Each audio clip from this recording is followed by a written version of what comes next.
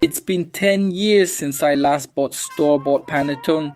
After this, you won't want to buy it either. In a bowl, let's add 6 grams of dry yeast for bread, 210 milliliters of warm water, and 150 grams of wheat flour. We're going to mix all of this together really well.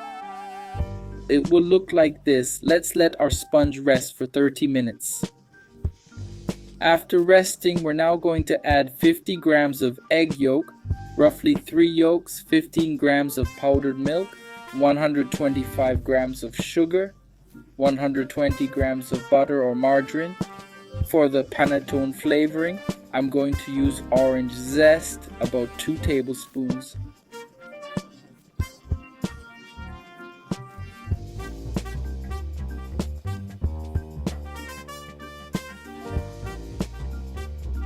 And also 2 tablespoons of vanilla extract.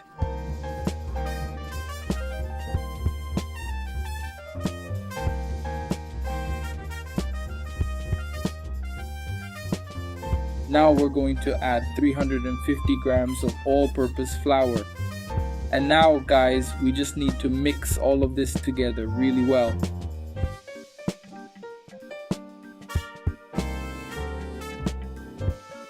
When it gets to this stage, we're going to begin kneading it with our hands, or you can put it in a mixer and let it knead until the dough reaches the veil stage. Guys, when the dough is like this, when you stretch it and it doesn't break, the point is ideal.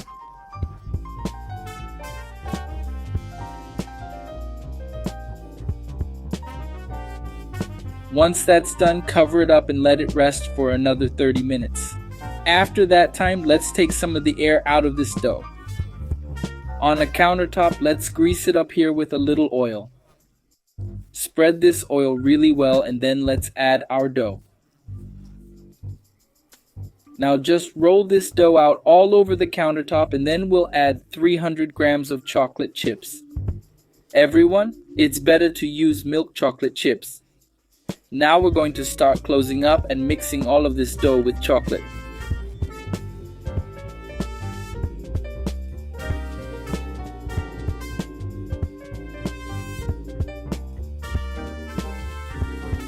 Now just divide this dough in half. My dough turned out to be about 600 grams each. We're going to take it, people, and now we're going to work with one part of the dough and repeat the same process with the other.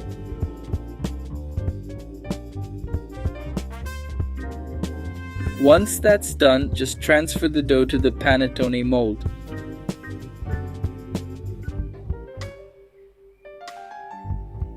Let's let it rest now for at least an hour until this dough is really big. Then we're going to cut this dough into an X. Guys, I used a razor here, but you can use a knife if you prefer. Open up the middle a little bit, then we're going to add a teaspoon of butter on top.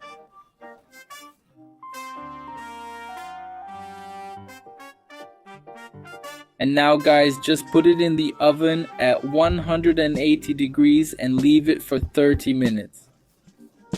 And look how amazing this panettone is, much better than the one you buy in the store. This one here wilted a little because I didn't let it rest upside down, and that part is really important. So when you make it at home, put a toothpick in the pan and let it rest upside down as soon as it comes out of the oven.